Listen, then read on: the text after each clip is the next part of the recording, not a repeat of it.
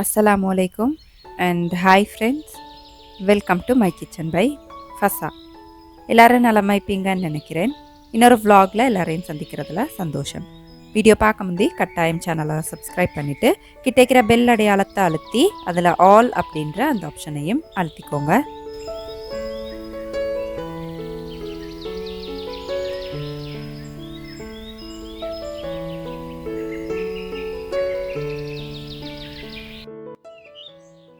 இன்றைக்கி என்னோட கார்டனிங்கில் கொஞ்சம் டிப்ஸை தான் நான் உங்களோட ஷேர் பண்ண போகிறேன். இந்த வீடியோ நிறைய பேர் ரிக்வெஸ்ட் பண்ணியிருந்தீங்க. சில பேர் அன்பாக கேட்பீங்க இந்த கார்டனிங் டிப்ஸ் ஷேர் பண்ண சொல்லி. சில பேர் கொஞ்சம் எரிச்சலோடு கேட்பீங்க. நான் அவங்களுக்கு தப்பு அப்படின்னு சொல்லலை. அவங்களோட சைட்லேருந்து பார்த்தாலும் அது நியாயம்தான். நிறைய தடவை கேட்டு நான் போடாமிக்கல அவங்களுக்கு ஒரு எரிச்சல் வரும் தான். ஆனால் என்ன சைட்லேருந்து பார்த்தீங்க அப்படின்னா எனக்கு கொஞ்சம் வேலை அதிகமாகிக்கிறதால அடிக்கடி வீடியோ போட கிடைக்கிறதில்ல. அதுதான் உண்மை. இந்த காலத்துக்கு இந்த கார்டனிங் அப்படின்றது மிச்சம் ஒரு முக்கியமான விஷயமாக ஆகிக்கிறதால என்ன பார்க்குற என் சேனல் பார்க்குற என் சப்ஸ்கிரைபர்ஸுக்கு அது யூஸ்ஃபுல்லாகிக்கட்டும் அப்படின்ட்டு நான் சில டிப்ஸை உங்களோட ஷேர் பண்ண போகிறேன். நான் இந்த வீட்டு தோட்டம் பற்றின நிறைய விஷயங்கள் படித்தது ஒரு சிங்கள யூடியூப் சேனல் மூலமாக தான். எனக்கு உண்மையிலே நிறைய பிரயோசனம் ஆகிக்குது அந்த சேனல். நான் இது வரைக்கும் எல்லாமே அவங்களோட வீடியோஸ் எல்லாமே பார்த்து நிறைய அறிவு இந்த விவசாயம் பற்றின அறிவை நான் விருத்தி செஞ்சுட்டேன். உங்களுக்கும் சிங்களம் தெரியும் வீட்டு தோட்டம் செய்யணும் அப்படின்னா நான் அந்த சேனலோட லிங்க்கை டிஸ்கிரிப்ஷனில் தாரேன், போய்த்து பாருங்கள். நிறைய விஷயங்கள் உங்களுக்கும் படித்து கேளுமா இருக்கும். நான் இந்த க்ரோ பேக்குக்கு மண் கலவை மிக்ஸ் பண்ணக்கல. ஒரு பங்கு மணல் மண், அதோட ஒரு பங்கு கம்போஸ்ட், 2 பங்கு என் வீட்டு தோட்டத்துலேருந்து கிடைக்கிற நல்ல கருப்பு மண் எடுப்பேன். இந்த க்ரோ பேக்கை ஃபில் பண்ணின உடனே நீங்கள் அதில் நாற்றப்படாது. ஒரு கிழமை மாதிரி அதில் தண்ணி ஊற்றி அந்த கம்போஸ்ட் எல்லாம் நல்லா மண்ணோட கலக்கிறதுக்கு விட்டுறணும். அதுக்கு பிறகு தான் நீங்கள் அதில் கண்டு நாட்டணும். நீங்கள் நிலத்தில் நாட்டுறீங்க அப்படின்னாலும் நிலத்துக்கு கம்போஸ்ட் போட்டு நல்லா வெட்டி பரட்டிட்டு ஒரு கிழமை போல் அந்த கம்போஸ்ட் மண்ணோட நல்லா பிடிக்கிற வரைக்கும் முட்டை பிறகு தான் கண்டு நாட்டணும். பூவாஸ் பயன்படுத்துகிறீங்க அப்படின்னா கீழே கல், உடஞ்ச செங்கல் அப்படி இல்லாட்டி இந்த காங்கிரீட் கல் பாவிக்கலும் அதோட ஒரு லேயர் மாதிரி மணலும் சேர்த்துக்கோங்க. அப்போ அந்த வடிகால் நல்லா சீராக நடக்கும். அதோட ஏற்கனவே கலந்து வச்ச இந்த மண், அதே மண் கலவை தான், அதையும் போட்டு ஃபில் பண்ண போகிறோம். நீங்கள் உடனே கண்டு நாட்ட வேணாம், நான் வீடியோக்காக நாட்டி காட்டுறேன். ஒரு கிழமை போல் இதுக்கு நல்லா தண்ணி ஊற்றி இந்த கம்போஸ்ட் எல்லாம் நல்லா மண்ணோட பிடிக்க வைக்கணும். அதுக்கு பிறகு தான் நீங்கள் கண்டு நாட்டணும். பேக்ஸ் உங்களுக்கு கடையிலே வாங்கி கேளுமைக்கும். நான் பாவிக்கிறது 16க்கு 16, அதில் 2 கொச்சிக்காய் கண்டு அந்த மாதிரி நாட்டிலும் ஒரு கத்திரிக்காய் கண்டு அந்த மாதிரி நாட்டிலும். நிலத்துல நாட்டினாலும் சரி இந்த க்ரோ பேக்ஸில் வளர்க்குறாண்டாலும் 15 நாளுக்கு ஒருக்கா ஒரு இயற்கை உரம் கட்டாயம் பாவிச்சுக்கோங்க. இயற்கை உரமாக உங்களுக்கு மாட்டு சாணம், மாட்டெரு, கோழியெரு இல்லாட்டி நீங்கள் வீட்டிலே செய்கிற கம்போஸ்ட் ஏதாவது மரக்கறி கழிவுகள் வச்சு செய்கிறது அந்த மாதிரி பயன்படுத்திக்கலாம். நீங்கள் ரசாயன உரங்கள் அப்படி இல்லாட்டி கிருமிநாசினிகள் பயன்படுத்தி வீட்டு தோட்டம் செய்கிறீங்க அப்படின்னா வேண்டிய மட்டும் அறுவடை உங்களுக்கு எடுக்கலுமா ஈக்கும். ஆனால் நீங்கள் கடையிலேருந்து லேசாக வாங்கிட்டு வர காய்கறிகளுக்கும் வீட்டில் அவ்வளோ கஷ்டப்பட்டு வீட்டுக்கு நல்லத்தை கொடுக்கணும் அப்படின்ட்டு செஞ்செடுக்கிற காய்கறிகளுக்கும் எந்த வித்தியாசமுமே இல்லா போய்த்திரும். அதோட உங்களோட நிலம் பாலா போய்த்திரும். இப்போ ஸ்ரீலங்காவில் நடந்திக்கிறது அதுதானே இல்லையா? ரசாயன உரங்களுக்கே பழகின எங்களோட நிலம் இப்போ இயற்கை உரங்களை நாங்கள் கொடுத்தாலும் நாங்கள் நினைக்கிற அளவு அறுவடை அது தராது. ஏன்னா அதுக்கு குறை சொல்லலாம். நாங்கள் இவ்வளோ வருடங்களாக ரசாயன உரங்களுக்கு கொடுத்து உள்ளுக்குள்ளே மண்புழு எல்லாம் இல்லை. இப்போ சுற்றி இயற்கை விவசாயத்துக்கு அதுக்கு பழகிறதுக்கே பல வருட கணக்கு ஆகலும். அப்போ அதே தப்பை நாங்கள் எங்களோட வீட்டு தோட்டத்துலேயும் செய்யப்படாது இல்லையா? வீட்டிலேருந்து தொடங்குறது தான் நாட்டுக்கும். அப்போ உங்களோட நிலத்தை பாதுகாத்துக்கோங்க. இப்போந்து இயற்கை விவசாயத்துக்கு உங்களோட நிலத்தை பழக்கிக்கோங்க. 15 நாளுக்கு ஒருக்கா ஒரு இயற்கை உரம் பயன்படுத்துங்க. மாட்டெரு, ஆட்டெரு அப்படி இல்லாட்டி கோழியெரு இல்லாட்டி நீங்கள் உங்களோட மரக்கறி கழிவுகளை பயன்படுத்தி செய்கிற ஏதாவது ஒரு உரம் பயன்படுத்தலும். அதோட 5 நாளுக்கு ஒருக்கா ஒரு கிருமி நாசினி இயற்கையாக உங்களுக்கு தெளிக்கலும். வேப்பிலை சாறு அப்படி இல்லாட்டி வெங்காயம், வெள்ளைப்பூடு, அவிச்ச தண்ணி, சவுக்கார தண்ணி அந்த மாதிரி 5 நாளுக்கு ஒருக்கா உங்களுக்கு மாற்றி அந்த தண்ணிகளை அடித்து வந்தீங்க அப்படின்னா எந்தவித பூச்சி தாக்கமும் உங்களோட தோட்டத்துக்கு வராது. அதோட நான் இப்போ புதுசாக செய்கிறேன். நான் சொன்ன அந்த யூடியூப் சேனல் பார்த்து நான் செய்கிறேன். அந்த திரவ நிலையிலான ஒரு உரம், தீர புகரை அப்படின்னு சிங்களையால் சொல்லுவாங்க. நான் அவங்களோட வீடியோஸ் பார்த்து தான் அதை செஞ்சு கொடுத்துட்டு வரேன். உண்மையிலே நல்ல பலன் கிடைக்கிது. நீங்கள் கட்டாயம் அவரோட சேனல் போயிட்டு பாருங்கள். உங்களுக்கு நிறைய விஷயம் இந்த விவசாயம் பற்றி தெரிஞ்சுக்கலும். கட்டாயம் நீங்கள் இந்த உரம் போடக்கல மண்ணை கிளறி விட்டுறணும். அப்போ தான் அந்த உரமெல்லாம் மண்ணோட கலந்து அதில் உள்ள அந்த குணமெல்லாம் வந்து செடிக்கு மண் லேசாக குடுக்கலும் வைக்கும். அதை சுட்டி கட்டாயம் நிலத்தை இப்படி கிளறி விட்டுறணும். பேக்ஸில் போடுறீங்க அப்படின்னாலும் பேக்கை ஒரு குச்சி வச்சு நல்லா இப்படி கிளறி விட்டுறணும். இதை தாண்டி நிறைய பேர் இந்த புதினா எப்படி நாட்டுற அப்படி அந்த மாதிரியெல்லாம் கேட்குறீங்க. நான் வந்து இதே மெத்தட் தான் இந்த மரக்கறிகளுக்கு சரி இதே மெத்தடில் தான் நான் இந்த மற்ற கண்டுகள் எல்லாமே பார்த்துட்டு வரேன். மாஷா அல்லாண்டு நான் எடுத்தோடனே எனக்கு கார்டனிங் வந்து சக்ஸஸாக அமையவே இல்லை. இவ்வளோ படித்து எந்த ஒரு விஷயத்தையும் நாங்கள் படித்து அதை அறிவோடு கொண்டு போனோம் அப்படின்றாதான் அந்த பயணத்தை எங்களுக்கு கொஞ்சம் தூரம் எடுத்துகிட்டு போகலும் இல்லையா. அதனால் உங்களோட அனுபவத்தால் நீங்கள் நிறைய விஷயங்கள் படிப்பீங்க. படிக்கக்கால என்னை விட சக்ஸஸ்ஃபுல்லாக உங்களோட கார்டனை நீங்கள் இன்ஷால்லா செஞ்சுட்டு போவீங்க. இயற்கை விவசாயத்தில் இயற்கை விவசாயம் அப்படின்றத மனசில் வந்துட்டு வச்சுட்டே இருங்க. எங்களுக்கு செயற்கை விவசாயம் வானம். நான் ஒரு விவசாய குடும்பத்தில் பிறந்து வளர்ந்திக்கிறேன் அப்படின்றதால எனக்கு விவசாயம் பிடிச்சிக்கிறதா ஈக்கலும். எங்கள்ட டெடா ஒரு விவசாயி அப்படின்றத வந்து நான் பெருமையாக சொல்லிக்கிறேன். அவங்க மௌத்தாகி போகிறதுக்கு முந்தி கூட விவசாயத்தில் நல்ல ஒரு அறுவடை செஞ்சுட்டு தான் மௌத்தாகி போனாங்க. கட்டாயமாக இந்த கார்டனிங் அப்படின்றத நீங்கள் செஞ்சு பார்த்தா உங்களுக்கு விளங்கும். என்ற எல்லா வீடியோஸ்லேயும் மாதிரி சொல்லிப்பேன். அது ஒரு ஸ்ட்ரெஸ் பஸ்டர்.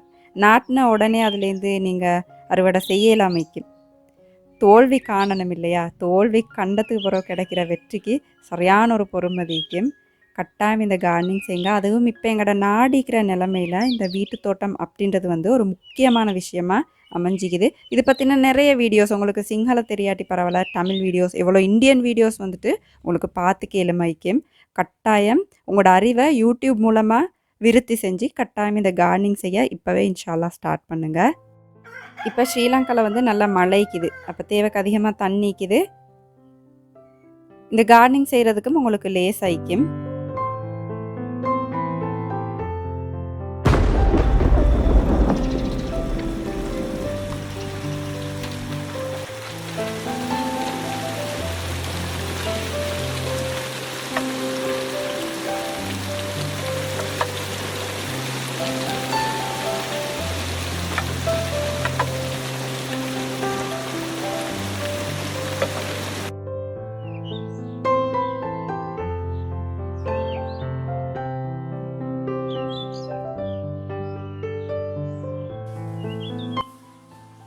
இப்போ புள்ளைகள் வந்துட்டு ஒரே பசி பசி அப்படின்னு சொல்கிறாங்க.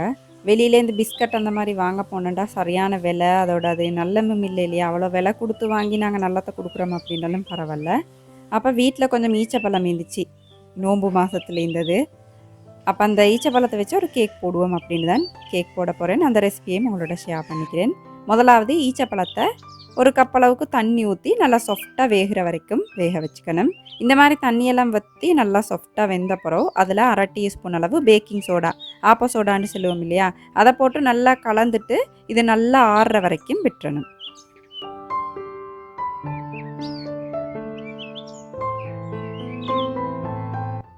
ஈச்சப்பழத்துலேயும் நல்லா இனிப்பிக்கிறதால இந்த கேக்குக்கு சீனி வந்து உங்களோட விரும்பின அளவு சேர்த்துக்கோங்க. கொஞ்சம் பட்டர் அப்படி இல்லாட்டி மாகரின் சேர்த்துட்டு சீனியை நல்லா பவுடர் பண்ணிக்கோங்க. அப்போ உங்களுக்கு பீட் பண்ணுறதுக்கு லேஸ் ஆயிக்கும். போட்டு ரெண்டும் நல்ல ஒரு லைட் கலர் ஆகிற வரைக்கும் பீட் பண்ணிக்கணும். மீடியம் ஹை ஸ்பீட் வச்சுக்கோங்க. இப்போ எந்த கேக் செய்கிறண்டாலும் நீங்கள் சீனி மாகரின் வச்சு பீட் பண்ணக்கலாம். நல்லா ஒரு லைட் கலர் வர வரைக்கும் பீட் பண்ணிக்கணும்.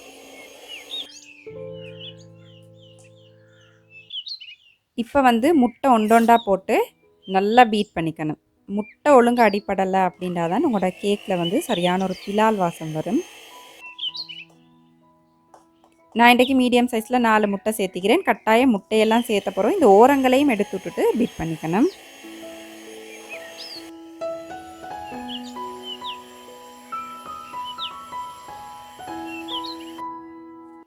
கொஞ்சம் வெனிலா எசன்ஸ் சேர்த்து கலந்துக்கோங்க.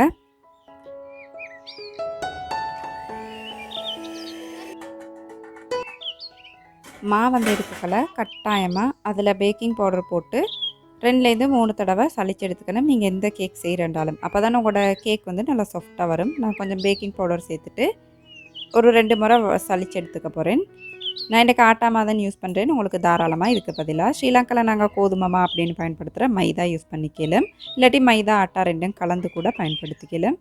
இப்போ இந்த மாவை சேர்த்த பிறகு கட்டாயமாக நீங்கள் இதை பீட் பண்ணாமல் ஒரு ஸ்பெட்யூலா வச்சு இல்லாட்டி விஸ்க் வச்சு தான் கலந்துக்கணும். அதோடய நான் இன்றைக்கு கொஞ்சம் கஜு, அது பிறகு புகுள் தோசி சீனி கட்டி அப்படின்னு சொல்லுவோம் இல்லையா, அது கொஞ்சம் கட் பண்ணி சேர்த்திக்கிறேன். அதோட கொஞ்சம் காய்ந்த திராட்சையும் சேர்த்திக்கிறேன். உங்களுக்கு இதெல்லாம் சேர்க்கலாட்டியும் பரவாயில்ல, அந்த ஈச்சப்பழ பேஸ்ட் மட்டும் போட்டு செஞ்சால் கூட இந்த கேக் வந்துட்டு பர்ஃபெக்டாக இருக்கும். போட்டுட்டு ஈச்சப்பழ பேஸ்ட்டையும் போட்டு ஒரே பக்கத்துக்கு கட்டி இல்லாமல் கலந்தெடுத்துக்கணும்.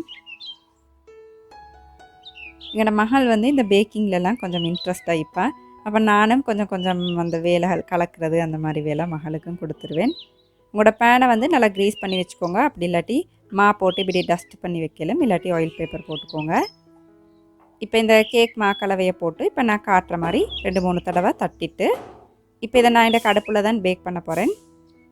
ஒரு தாச்சி அப்படி இல்லாட்டி ஒரு தடிப்பமான பாத்திரத்துக்கு 1 லேயர் அளவுக்கு மண் அப்படி இல்லாட்டி உப்பு சேர்த்துக்கலாம். அந்த மணல் வந்து கட்டாயமாக ஈரம் இல்லாமல் காஞ்ச மணல் ஆயிக்கணும். அதோடய ஒரு ஸ்டாண்ட் வச்சு 15 நிமிஷம் இந்த தாச்சை வந்து மூடி நல்லா சூடு பண்ணிக்கணும். அதுக்கப்புறம் உங்களோட பேனை வச்சு மூடி இது பேக் ஆகிற வரைக்கும், நல்லா பேக் ஆகிற வரைக்கும், வேகிற வரைக்கும் பேக் பண்ணிக்கணும். அவனில் வைக்கிற டைமுக்கும் அடுப்பில் வைக்கிற டைமும் வந்துட்டு கொஞ்சம் வித்தியாசப்படையிலும். இந்த நெருப்பு வந்து இந்த அளவான நெருப்பு, இப்போ நான் காட்டுற மாதிரி அளவான நெருப்பு பத்திட்டே இருக்கிற மாதிரி பார்த்துக்கணும். கேக் எனக்கு பேக்காகி முடிக்கிறதுக்கு 1 ஹவர் 15 நிமிஷம் அந்த மாதிரி பேத்துச்சு. உங்களுக்கு சில நேரம் அதை விட குறைவாக போகலும் இல்லாட்டி கூட போகலும். நீங்கள் எப்படி இருந்தாலும் ஒரு 30 நிமிஷத்துக்கு உங்களோட கேக்கை திறந்து பார்க்க வேணும். நீங்கள் அவனில் வச்சாலும் சரி அடுப்பில் வச்சாலும் சரி 15 நிமிஷத்துக்கு உள்ளுக்கு நீங்கள் கேக்கை திறந்து பார்த்தீங்க அப்படின்னா அது அடைஞ்சிரலும். அதை சுட்டி அப்படி ஒரே திறந்து பார்க்க வேணும். அது நல்லா வெந்துட்டு அப்படின்னா நீங்கள் தட்டி பார்த்தீங்க அப்படின்னா ஒட்டப்படாது. ஒரு குச்சி வச்சு குத்தி பார்த்தீங்க அப்படின்னா க்ளீனாக அது வெளியே வரணும். அவனில் பேக் பண்ணுறீங்க அப்படின்னா 180 பாகை செல்சியஸ் 45 நிமிஷம் மிடில் ராக்கில் வச்சு பேக் பண்ணி எடுக்கலாம். பார்த்தாண்டா உங்களுக்கு அடுப்புலையும் அவன்லையும் பேக் பண்ணுறதுக்கு எந்த வித்தியாசமும் இல்லாமல் பர்ஃபெக்டாக இந்த கேக் வந்துட்டு பேக் ஆகிக்குது. இப்போ ஸ்ரீலங்காவில் கேஸுக்கு இருக்கிற தட்டுப்பாடுக்கு அடுப்பில் நீங்கள் இப்போ நான் காட்டுற முறையில் எந்த சாமான் வேணும்னாலும் பேக் பண்ணிக்கலாம். அப்போ கார்டனிங் வேலையெல்லாம் செஞ்சுட்டு அந்த டயர்டோட இந்த ஈச்சப்பழ கேக்கை சாப்பிட்டு ஒரு தேத்தனி குடித்தோம் அப்படின்னா கூட அவ்வளோ ஒரு ஃப்ரெஷ் ஆகிக்கும் மைண்டுக்கு. புள்ளகளும் வந்து நல்லா விருப்பமாக சாப்பிட்டாங்க. கட்டாயம் இந்த ரெசிபியை ட்ரை பண்ணி பாருங்கள்.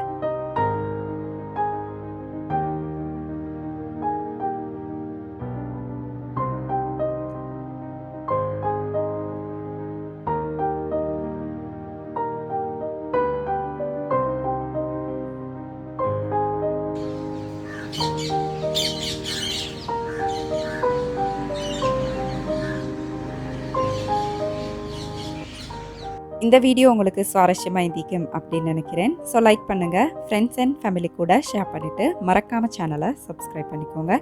அளவாக சாப்பிடுங்க, அந்த அளவில் ஆரோக்கியத்தை அதிகமாக சேர்த்துருங்க. வாழ்க வளமுடன். தேங்க்ஸ் ஃபார் வாட்சிங்.